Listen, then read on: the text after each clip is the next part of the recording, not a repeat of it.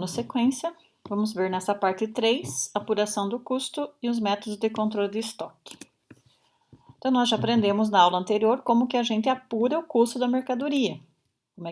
Quais os valores que compõem o custo. Mas nós temos que entender que existem, à medida que eu vou adquirindo novos produtos, podem ser que eles possuam custos unitários diferentes. Então, eu preciso ter uma metodologia de controlar esse estoque e, consequentemente, ter condição de conhecer o custo da mercadoria que eu vou vendendo, ou seja, por quanto eu vou registrar o CMV. Existem 3 metodologias para você controlar o estoque, uma chamada WEPS, PEPS e custo médio ponderado.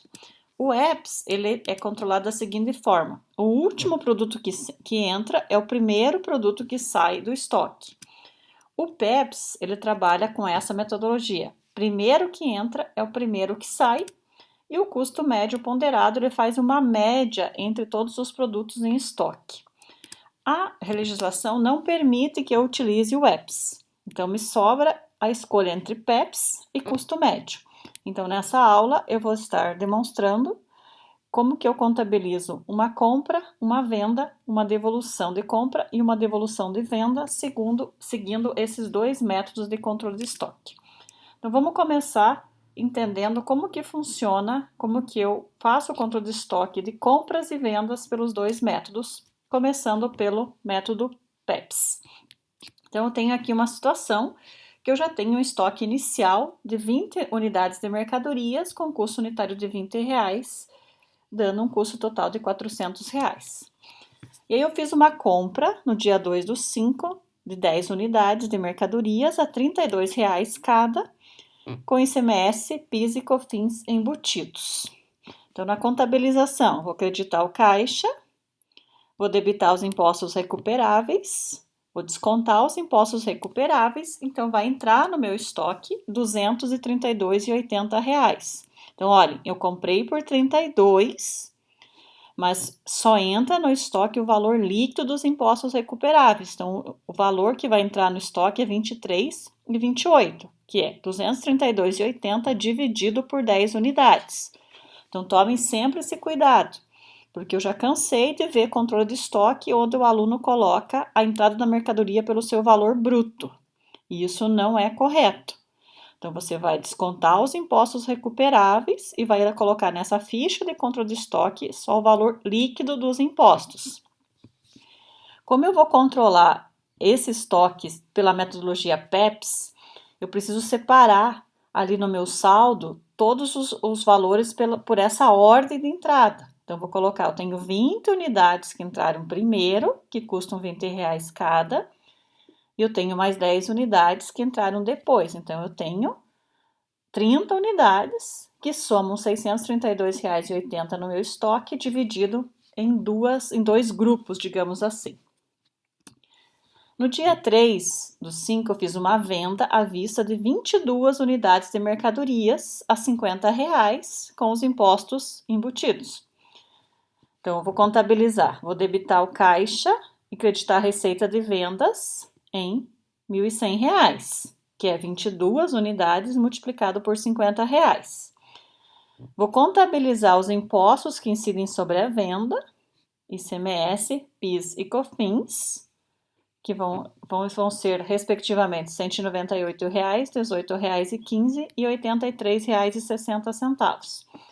Para eu calcular o CMV segundo o método PEPS, eu vou dar baixa primeiro nas 20 unidades a R$400 e mais 2 unidades da segunda compra, que vão somar R$46,56. Então, eu vou ter um custo da mercadoria vendida de R$446,56. Então, observe, eu vou sempre baixar primeiro do meu estoque a mercadoria que entrou primeiro. Quando eu faço essa mesma contabilização e esse mesmo controle pelo custo médio ponderado, notem que a entrada da mercadoria não muda em nada. Eu vou continuar registrando essa entrada no dia 2/5, tendo um valor total de R$232,80 e um custo unitário de R$23,28, que é o valor total dividido por 10 unidades. Já ali no meu saldo, eu vou fazer a média dos 2 valores. Então, agora eu tenho 30 unidades, 20 que eu já tinha, mais as 10 que eu comprei, igual a 30 unidades. Eu já tinha R$ 400 em estoque, mais R$ 232,80 que entraram nessa compra, então tenho R$ 632,80. R$ 632,80 dividido por 30 unidades, igual a um custo médio de 21,093333. Quando eu vou fazer a venda, olha, mesma venda. Agora eu vou dar baixa pelo custo médio, então eu tenho uma baixa de 22 unidades a 21,093, que somam 464,05. Então, quando você compara os dois métodos, olha, quando eu contabilizo as minhas operações, faço o controle de estoque utilizando o PEPS, o meu CMV é um pouco menor. Eu tenho uma diferença aí no resultado de R$ 17,49. Então, a empresa tem a liberdade de escolher qual modelo ela vai utilizar para controlar o seu estoque. Mas é óbvio que cada modelo vai gerar um resultado diferente, um resultado específico. Então, por isso que a empresa ela não pode ficar pulando de modelo em modelo. Quando ela muda o seu modelo de controle de estoque, ela precisa reconhecer essa diferença, no caso, esses R$ 17 que nós vimos aqui, que é uma diferença no resultado, ela precisa reconhecer lá no patrimônio líquido, numa conta chamada ajuste de exercícios anteriores, porque o usuário externo, ele precisa ter essa informação. Então, quando a empresa muda o seu método de controle de estoque, eu usava o PEPS, quero passar para o custo médio. Então, essa diferença no saldo do estoque, essa diferença no resultado, ela precisa ser comunicada para o usuário externo, utilizando a conta de ajuste de exercícios anteriores. Certo? Então, eu não posso ficar migrando de um critério para outro sem fazer esse ajuste na minha contabilidade, ok? Vamos ver agora uma coisa bastante delicada, que são as devoluções de compras e vendas. Qual é o tratamento, como que essas informações entram no controle de estoque. Então, observe, essa era a minha realidade, dando sequência às mesmas operações que nós já tínhamos feito. Então, eu tinha um saldo inicial de 20 unidades a R$ 400. No dia 2, eu comprei mais 10 unidades, me deixando com estoque de 30 unidades e R$ 632,80 de valor total. E no dia 4, eu vendi 22 unidades. Vamos supor que a empresa, no dia 6, devolve 5 unidades compradas no dia 2. Ela fez essa devolução porque identificou danos na embalagem. Então, como é que eu vou contabilizar essa operação? Primeiro, eu preciso receber dessa empresa R$ 160, porque eu estou devolvendo 5 unidades que eu paguei R$ 32 naquela operação, certo? Os impostos que eu contabilizei como a recuperar naquela operação, quando eu fiz a compra, numa devolução, eles são lançados como impostos a recolher, porque a metodologia dos impostos não está relacionada com compra e venda, e sim com entrada e saída de mercadoria. Então, toda vez que entra mercadoria na empresa, eu tenho impostos a recuperar. Toda vez que sai mercadoria da empresa, eu tenho impostos a recolher. No frigir dos ovos, lá no final dá na mesma, se eu tivesse creditado ICMS a recuperar, reduzindo o saldo daquela conta. Mas contabilmente, esse é o lançamento que você precisa fazer. Então, você vai verificar quanto você devolveu e o valor que vai estar a débito de caixa, se tivesse sido à vista, ou a débito de fornecedor, se foi a prazo, então é o valor cheio, com os impostos embutidos. Então, notem que no dia 2, eu comprei 10 unidades por R$ 32 com valor bruto. Estou devolvendo 5, então eu preciso receber R$ 160 de volta do meu fornecedor. Os impostos são calculados sobre o valor cheio. Eu tenho R$ 28,80 de ICMS, R$ 2,64 de PIS, 12,16 de COFINS, certo? No estoque, eu vou fazer uma baixa de R$ 116,40, que é o valor cheio, né? 160 menos os impostos embutidos. E esse lançamento na ficha de controle de estoque não é coluna das saídas. É na coluna das entradas de forma redutora. Então, eu vou colocar lá R$5 negativo, 23,28 que é o custo dessa mercadoria, e 116,40 que é o valor total que está saindo do meu estoque em função da devolução, certo?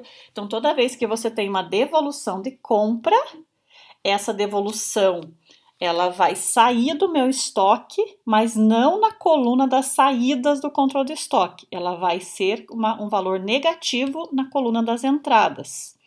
Eu não posso colocar na saída, porque na saída eu controlo o meu CMV. Sempre o saldo total ali da coluna das saídas representa o CMV naquele período. Então, se eu colocar uma saída de mercadoria por devolução de compra, vai comprometer o saldo do meu custo da mercadoria vendida, certo? Então, sempre que eu fizer uma devolução de compra, essa devolução ela vai ser controlada na minha ficha como valor negativo na coluna das entradas. E notem que aqui precisa bater esse valor. Quando eu pego 160 e diminuo os impostos, ele vai chegar em 116,40, que dá na mesma que eu multiplicar 5 unidades por 23,28, certo? Então, vamos agora ver como é que eu contabilizo e como é que eu registro na ficha de controle de estoque, pelo método PEPS, uma devolução de venda. Então, no dia 8/5, o cliente que tinha comprado de mim no dia 4, ele tinha comprado 22 unidades, devolveu 4, porque identificou também danos na embalagem. Qual a contabilização?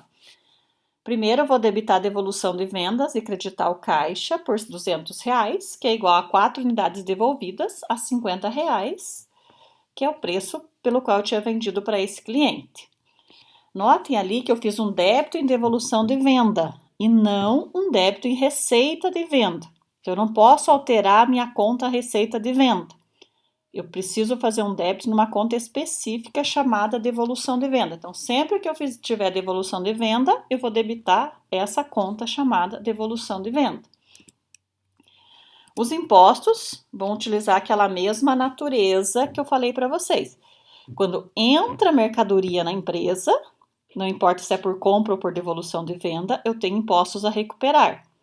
Quando sai mercadoria da empresa, não importa se é venda ou é devolução de compra, eu tenho impostos a recolher. Então, nesse exemplo de uma devolução de venda, está entrando mercadoria na empresa. Então, vou debitar impostos a recuperar pelo percentual de cada imposto aplicado sobre o valor da devolução da venda, e o crédito vai ser na conta lá do resultado. Quando eu vendi, debitei ICMS sobre vendas. Quando eu recebo em devolução uma venda, eu credito essa conta. A mesma coisa com PIS e COFINS. E a entrada na minha ficha de controle de estoque também vai ser de forma negativa na coluna das saídas. Então, quando eu devolvo uma compra, entra na coluna das entradas de forma negativa. Quando eu recebo uma devolução de venda, entra na coluna das saídas de forma negativa. Então, desse modo, eu já ajusto o saldo ao valor do CMV. Então, da mesma forma que eu fiz a saída dos produtos na venda, eu preciso fazer o retorno, respeitando o critério, primeiro que entra, primeiro que sai. Então, primeiro, na devolução de venda, eu primeiro devolvo para o estoque a mercadoria que saiu por último e depois a mercadoria que saiu primeiro. Então, das 4 unidades, vão voltar para o meu estoque 2 unidades vendidas a R$23,28, que é as que saíram por último, e 2 unidades vendidas a R$20. Então, ao todo, eu tenho agora R$86,56 de mercadorias que voltaram para o meu estoque e, consequentemente, vão reduzir o saldo do meu CMV. Então, debito estoque porque voltou para o meu estoque, credito o CMV porque reduziu o custo da minha mercadoria vendida. No saldo, eu vou somar. Ó, eu tinha 3 unidades a R$23,28, agora eu tenho 5 unidades a R$23,28, que somam R$116,40.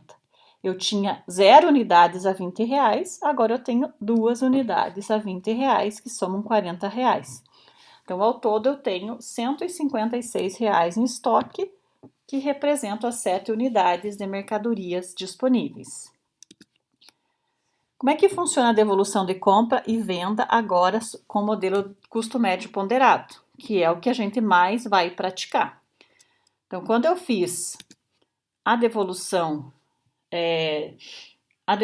da compra, eu vou proceder da mesma forma que nós fizemos no PEPS, olha, exatamente não vai mudar em nada.